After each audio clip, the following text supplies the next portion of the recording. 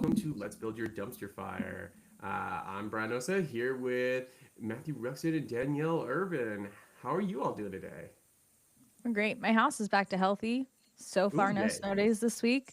Life is lifing a little bit less, and I'm very grateful for that. Same, same. I'm off the Tamiflu. Like I can think again and remember what my notes say. Because apparently, me writing notes on Tamiflu, not a great thing for anyone. Oh man, yeah. I love hearing it, and as everyone can tell from the background over here, I'm clearly not where I usually am, and so I feel like just at least one of us needs to have some kind of chaos going on in the background because ultimately Yes. that's kind of what Let's Build Your Dumpster Fire is all about, is just kind of enduring through the chaos.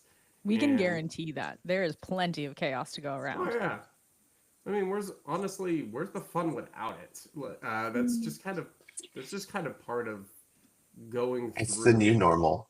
Yeah, chaos, chaos, and chaos and embers are the new normal. The big flame is pseudo normal. Well, let's Uh, pour some gas on it. I'm going oh to yeah, introduce our topic today because we are exactly. keeping this to 15 minutes so that I can go to a meeting.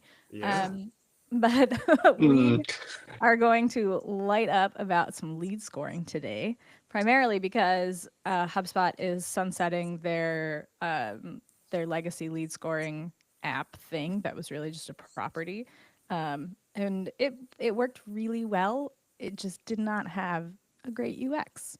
So we love it. We will miss it, but hopefully the new lead scoring app will step in and prosper and adopt some of those things that they're sunsetting. I think they said they're sunsetting in August though, right? We've got some time. yeah, Yeah, yeah, I think the and new and and of lead Q3. scoring came out of beta. I think this month, like not this month, January maybe. They took it out. The Makes old. sense. The minute they did that, I was like, the old one's going away. I'm like, oh look, they're sunsetting this. But the new one came out, is officially out of beta now, so it's definitely not fixed. No. Um, Can you do so lists yet?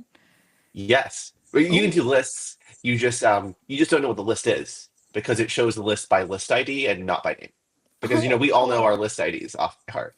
It's like is a member of list 6098, and I'm like, ooh, don't know what that one is. But Someone I screwed think up in that's the part of UX the fun. department. I think that's part of the fun because then you can have lead score and roulette going on, and Yeah. like just assign scores randomly, just like, oh yeah, it's a part of this list and not that list, and you just kind of guess. Pro tip: if you don't know the number of your list, just open up the list, look in the URL bar. That's the number.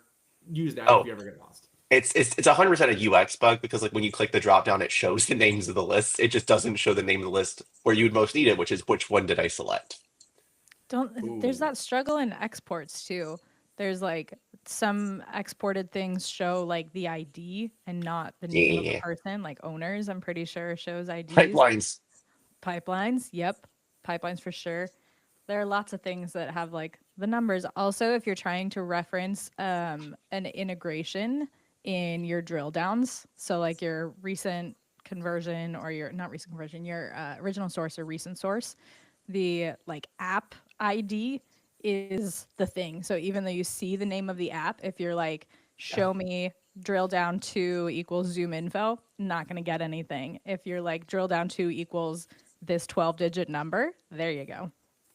so really, all I'm hearing is that the lead scoring module and most of HubSpot is basically just like, so Zapier, we like what you're doing with those random numbers. Let's just do that as part of our whole UI. Well, not even that. Like it even like reflects. Oh, we've immediately gone off track.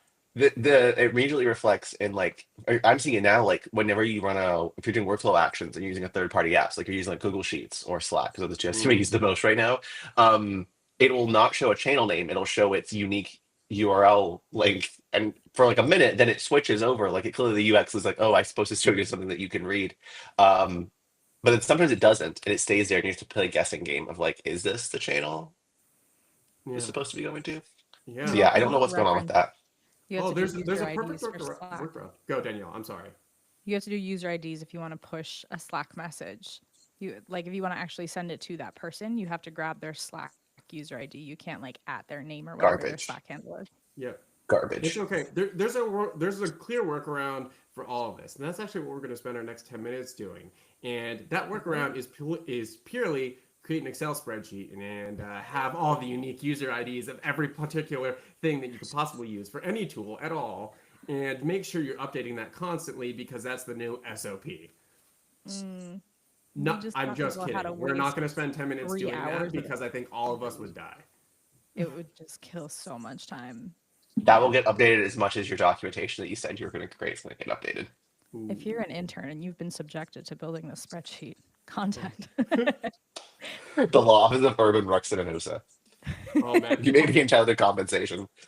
oh man, part of me almost wonders, like, going down like one of the rabbit holes is if you like you. I see it as a very real scenario where it's like, let's create a custom object for this, and then we can basically set up a workflow that basically automatically updates all these user records, and so you have a centralized repository of all the random different numbers of all Yeah, the things. That is don't do a that. massive, glorious project to work about work that is completely useless. Don't do that. It sucks, but don't do that. Yeah. but but But lead that's scoring. part of what we talk about here on the dumpster fire. It's a combination of here's what you should actually do, but a good amount of definitely don't do this. But we're gonna say you should with authority because complete humor. Yeah. So Pretend. But don't listen to that guidance. I was please going to say don't. don't listen to our guidance, but some of what we say is actually helpful. Yeah, Like, don't like what we create Like a already custom 90% of discussed. the time. object. So yes, back to the major point again with Chris pressing the button and do sidetrack. So we do have this new lead scoring tool, and if you haven't been using it, uh, I don't know. I honestly don't know how much you've been missing out so far, but No, here's my soapbox on this though, because I've done several lead scoring projects. Get ready, lock in. Every single time I get into a lead scoring project, it's a single lead score. It's called HubSpot score. And it's like a weird combination of like page views, email opens, which are BS, as we all know. It's fit score or like fit criteria. We're trying to normalize job titles. Like it is so bogged down with so much that we're trying to derive meaning from that oftentimes is not based in reality.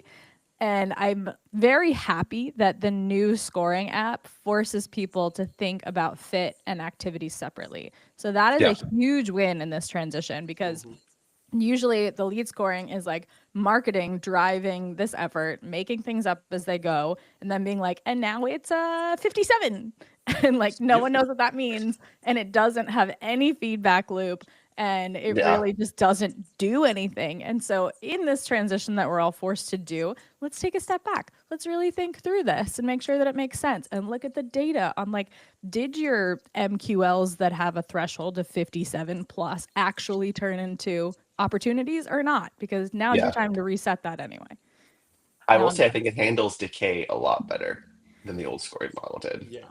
I Yeah. Which is really important. And it also, and I will say this as someone who's also done customer health scoring in HubSpot, spoiler, it's the same model. It's essentially built the same way. So like if you're looking at if you've messed around with that, it's if you're familiar with it. But like I would say get used to that because as we all know, health scoring, HubSpot's moving into CS world and mhm. health scoring's here to stay. So how does health scoring affect your lead scoring? That's really the real question.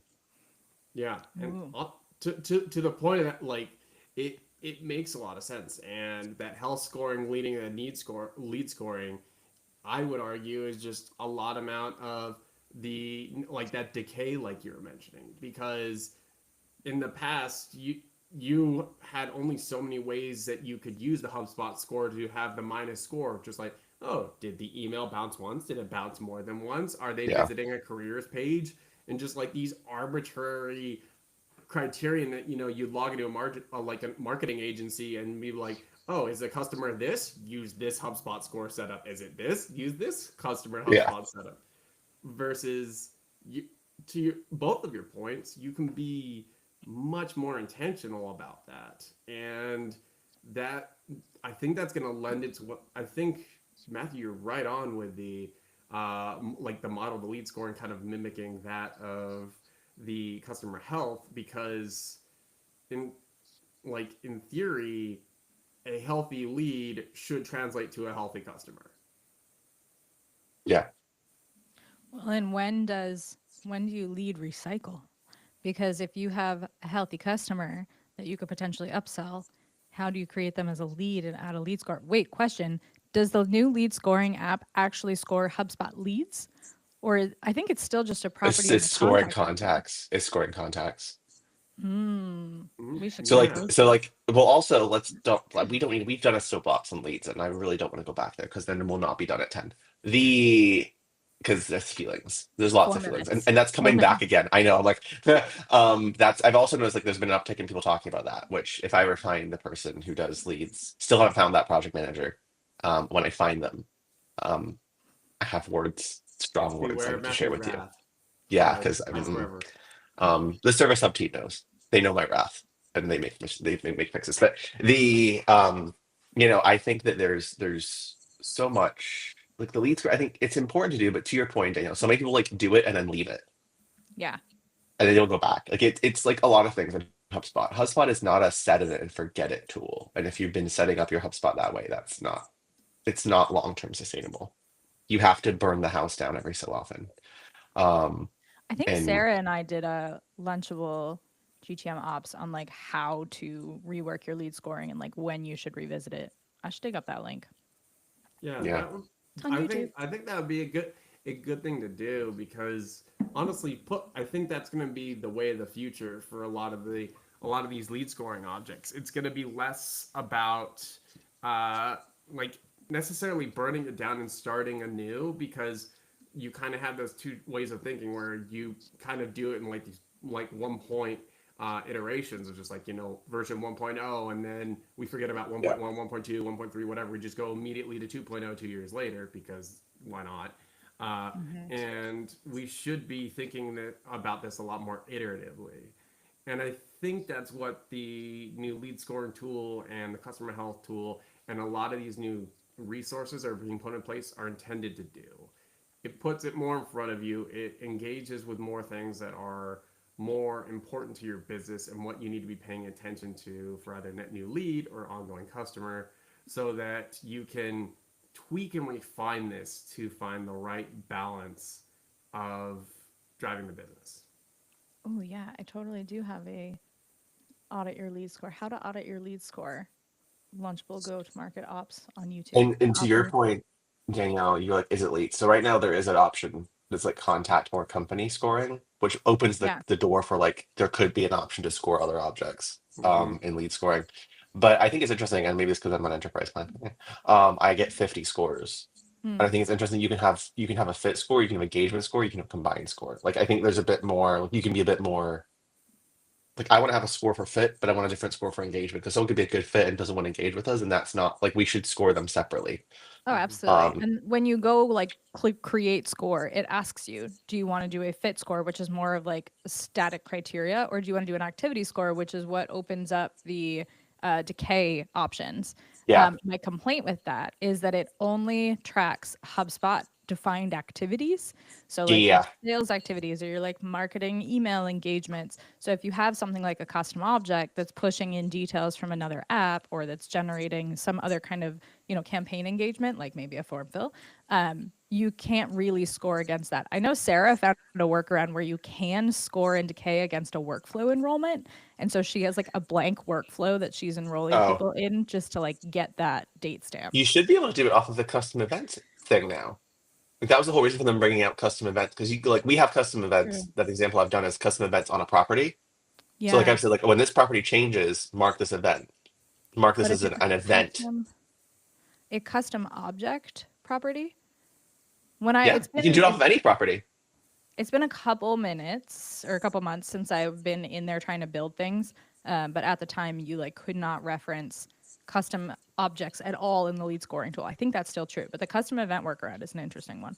Yeah. Yeah, 'cause, like, you can definitely do custom events like with that new. I don't know. I think it's out of beta now because there was a beta. It was a beta for a while, which was that you could do custom events off of property actions. That Yes, is now you can do that on any property on any object. Brian and And So I like unboxed that. It was yeah, actually really cool. exactly. But And that's only and enterprise or ops hub. yeah. yeah, and So buy more HubSpot. yeah, and I think a big part of that, and just like the last several minutes we've been on, is really the tangent for where this is all going. Is that this like the new feature, the score and health, is really just it's enabling you to iterate and try different things with your data and make that data more like and be able to take more action with certain things within your portal. So the takeaway is really experiment with it and see what works and what doesn't work. And from there, we'll all be able to play with this more and make it better. And until next week, everyone, we're going to keep the fire burning. We're going to dance around and we're going to have a good time. Take care. Roast as marshmallows. Oh, yeah.